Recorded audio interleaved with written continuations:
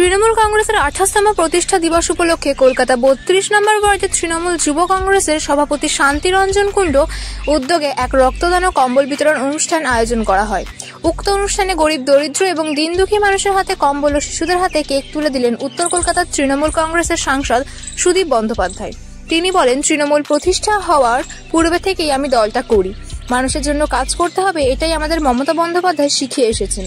এদিন এই অনুষ্ঠানে উপস্থিত ছিলেন মানিকতলা কেন্দ্রের বিধায়ক সুপ্তি পাণ্ডে ও উত্তর কলকাতা জেলা তৃণমূল যুব সভাপতি শান্তি রঞ্জন কুণ্ডু।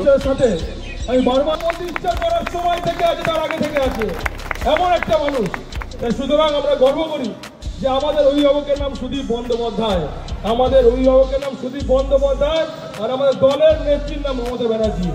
নিশ্চয় আমরা যুব ছাত্র করি অভিষেক ব্যানার্জি আমরা বলে থাকি আমাদের নেত্রী, কিন্তু আমাদের অভিভাবকদের যাদের আশীর্বাদ নিয়ে চলি আমরা আজকে নতুন বছর।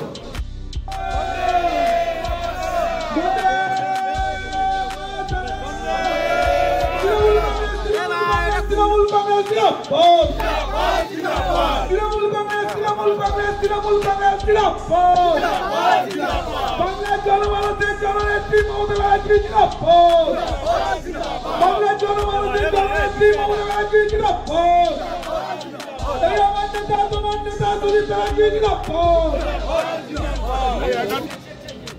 সুদীপ দা জিন্দাবাদ, জিন্দাবাদ জিন্দাবাদ, সুদীপ দা জিন্দাবাদ, জিন্দাবাদ জিন্দাবাদ, প্রিয় আমার প্রিয় সুদীপ দা জিন্দাবাদ, জিন্দাবাদ জিন্দাবাদ। ভারতবর্ষের রাষ্ট্রপতিও হয়েছিলেন তিনি। পশ্চিমবাংলায় রাষ্ট্রীয় সমাজবাদী কংগ্রেস বলে একটি দল তৈরি করেছিলেন, কিন্তু সেই দল তৈরি করেও থাকতে পারেনি সেই দল।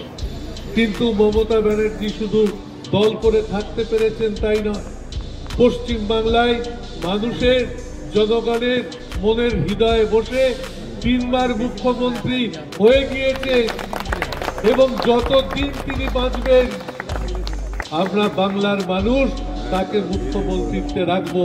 আজকের এই পবিত্র দিনে অঙ্গীকারবদ্ধ করছি, তারপরে আরো এই দল এগিয়ে যাবে। তৃণমূল কংগ্রেস আমাদের লক্ষ্য 2026-এর বিধানসভা নির্বাচনে সর্বকালীন রেকর্ড সৃষ্টি করে মমতা ব্যানার্জিকে আবার চতুর্থবারের জন্য মুখ্যমন্ত্রী কী করে করা যায় তার জন্য সংগঠনকে সাজাতে হবে। মমতা ব্যানার্জি যত পরিকল্পনা কর্মসূচি বাংলাতে গ্রহণ করেছেন সে সম্পর্কে মানুষকে দাঁড়ে দাঁড়িয়ে গিয়ে অবহিত করতে হবে এবং উন্নয়নের অপর নাম তৃণমূল কংগ্রেস, এই ভাবনায় বাংলার মানুষকে উদ্বুদ্ধ করতে হবে। নতুন বছরে সাধারণ মানুষদের কি বার্তা দিতে চান? বার্তা একটাই দিতে চাই, মমতা ব্যানার্জির সুস্থতার সঙ্গে তিনি সরকার পরিচালনা যেভাবে করছেন তাকে সমস্ত প্রোগ্রাম সূচনা করে গেলেন।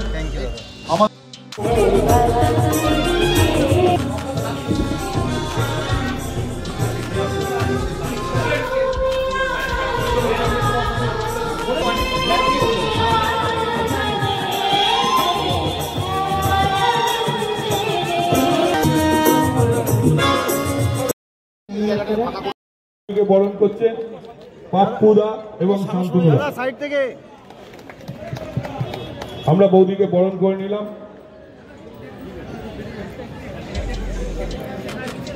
সত্যি বাবার মতন ভালোবাসতো, আমার বাবার আমার এখানে আছেন, উনি আমাকে সন্তানের মতন ভালোবাসতো এবং এতটাই ভালোবাসতো যে আমি কি ধরনের জামা কাপড় পরবো তারা বলতো, মাঝে মাঝে রেখে যেত, আজকে তুই গেঞ্জি পরেছিস কেন? আমাদের আমি পাঞ্জাবি পরতে পারি না, আমার দ্বারা হবে না, তুই পাঞ্জাবি পরবি, আমি পাঞ্জাবি পরবি।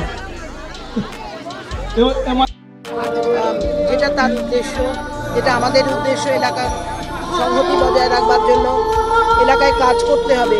কেউ বসে থাকলে চলবে না, ঘরে ঘরে ঘুরে কী কী কাজ আছে সেগুলো করতে হবে, প্রত্যেকে মর্যাদা দিতে হবে, নিজেদের চোখ কান খোলা রাখতে হবে, মানুষের সুবিধা অসুবিধা, এলাকার উন্নয়ন, ক্রমাগত নিজেকে নিজে ওয়াকিবহাল থাকতে হবে। তারপর তাদের কথা শুনে এগোতে হবে, একযোগে এগোনো এবং একত্রতা বজায় রাখা খুব প্রয়োজন, সেটা আমাদের রাখতে হবে। এবং বরণ করছেন আমাদের 32 নম্বর ওয়ার্ডের জনপ্রিয় পৌরপিতা মাননীয় শান্তি রঞ্জন কুণ্ডু মহাশয়। রানা দিদিকে বরণ করে নিল আমাদের এই। उन्होंने इस तरह से मुझे इंट्रोड्यूस किया, आई एम वेरी हम्बल। और यही कहूँगी कि 32 नंबर वार्ड के जो लोग हैं वो कितने खुशनसीब है। सिर्फ 32 नंबर वार्ड के लोग ही আমাদের এত সুন্দর কর্মকাণ্ড বলে না, আজকে দলের জন্মদিন, তাই কী করি আমরা আমাদের জন্মদিন যেভাবে পালন করি ঠিক সেইভাবেই আমরা দলের জন্মদিনটা আমরা পালন করার চেষ্টা করি প্রতি বছরই।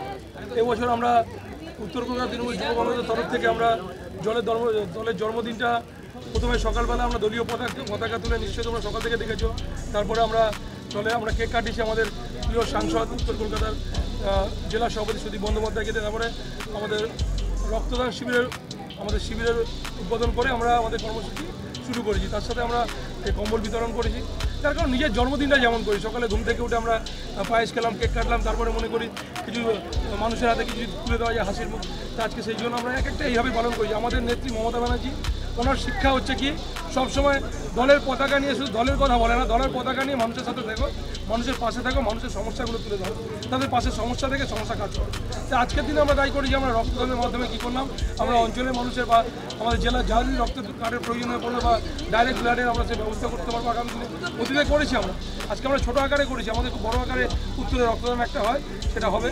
এবং তাছাড়া আজকে আমরা সামাজিক কর্মসূচিরও কিছু পালন করলাম এবং দলীয় বার্তা নেতৃত্বরা এসে মানুষের কাছে এবং যুব সংগঠনের সদস্যদের কাছে তুলে ধরলো। এবং আগামী দিনে এটাই আমাদের সংকল্প যে আমরা প্রত্যেকে আমাদের দলের নেত্রী বা আমাদের দল যেভাবে আমাদের কর্মসূচি দেবে আমরা সেভাবে পালন করব। দলের পাশে থেকে আমরা এবং দলের প্রত্যেকটা কর্মসূচি, দলের নেত্রীর প্রত্যেকটা কথা মানুষের কাছে পৌঁছে দেবো আরও বেশি করে।